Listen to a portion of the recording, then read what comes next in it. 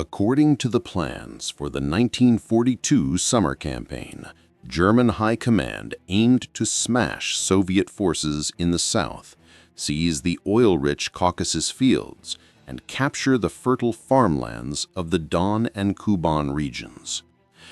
Hitler also sought mastery over Stalingrad to sever vital supply lines linking Central Soviet territories to the Caucasus, where Baku's strategically crucial oil flowed to fuel the Red Army's war machine.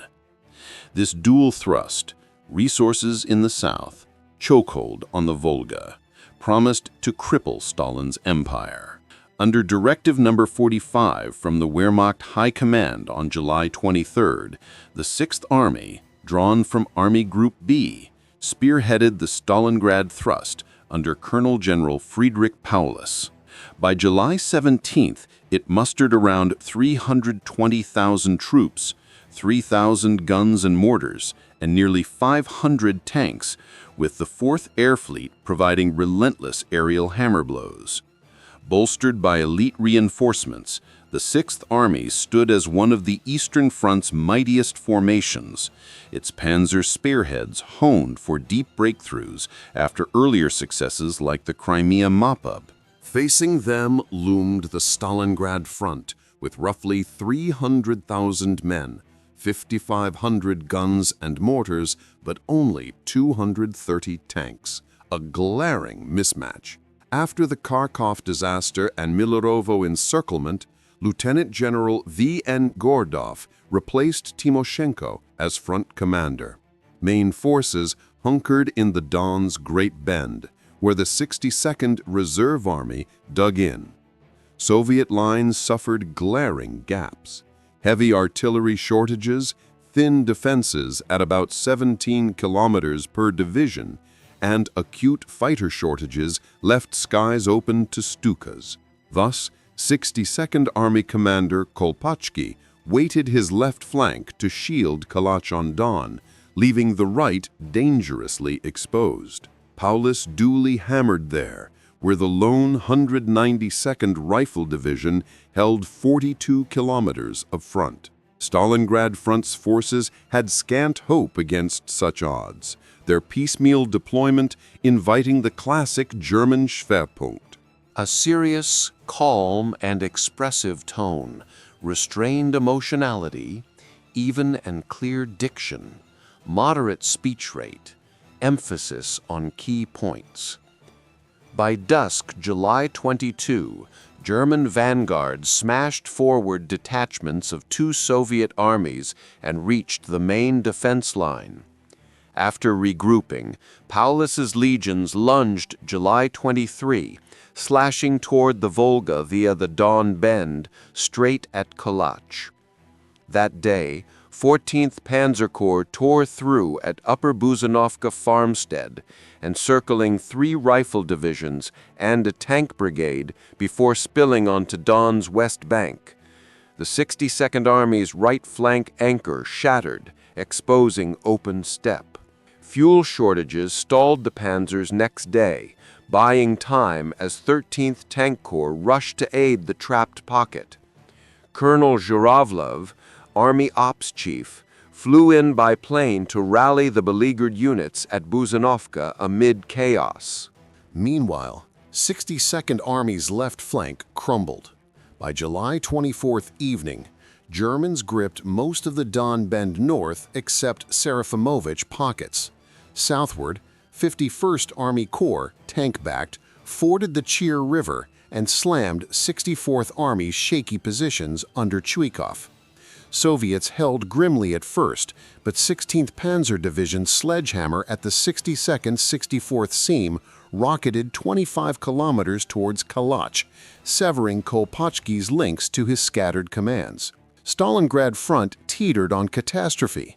Dawn breakthroughs alarmed the Stavka. Stalin dispatched Chief of Staff Vasilevsky to order a riposte, hurling the foe back. Yet 62nd Army's north wing encircled. Trykov's half-formed 64th buckled south. Vasilevsky urged counterstrikes by fresh tank armies 1st Tank Army Lysyukov-Moskalenko variants in sources, and 4th Tank Army Kryuchkin packing 3 corps and 2 brigades, some 550 tanks, over half T-34s and KV-1 heavies. Communication blackouts and absent air recon fed commanders vague faux intel.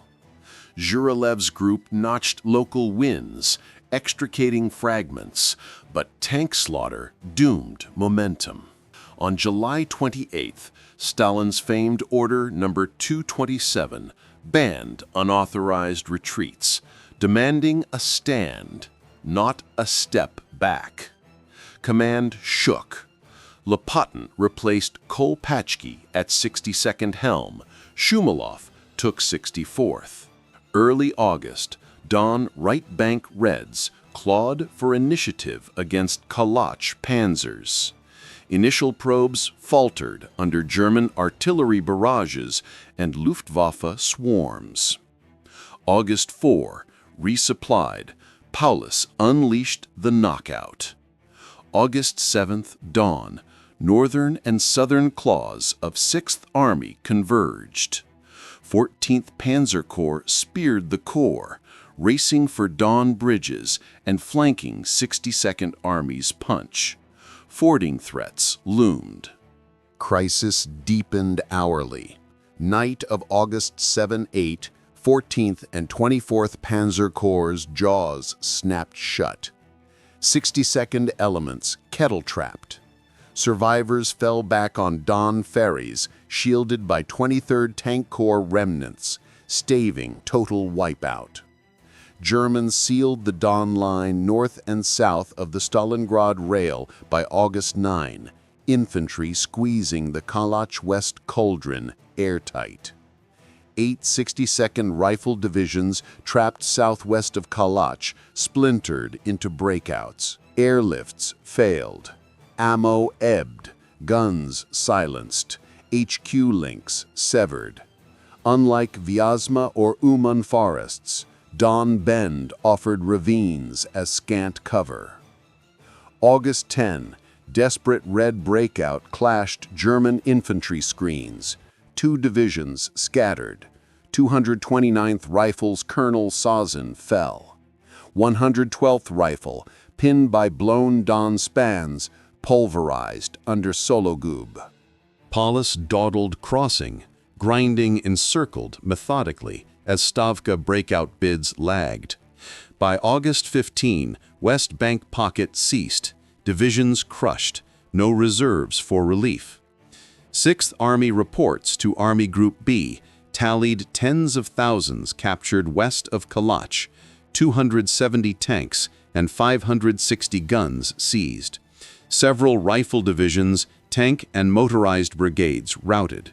Soviet toll topped 50,000. This cleared Paulus's path to Stalingrad. Dissecting the route reveals command flaws across levels. Frequent army/front swaps crippled cohesion. Luftwaffe supremacy enabled pinpoint recon and strikes on red armor/infantry clusters.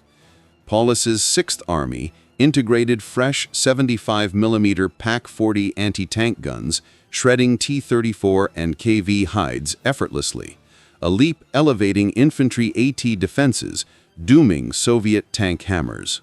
A serious, calm, and expressive tone, restrained emotionality, even and clear diction, moderate speech rate, emphasis on key points. Front command dribbled tank battalions piecemeal to infantry, not massed in corps. Counters launched haphazardly sans planning.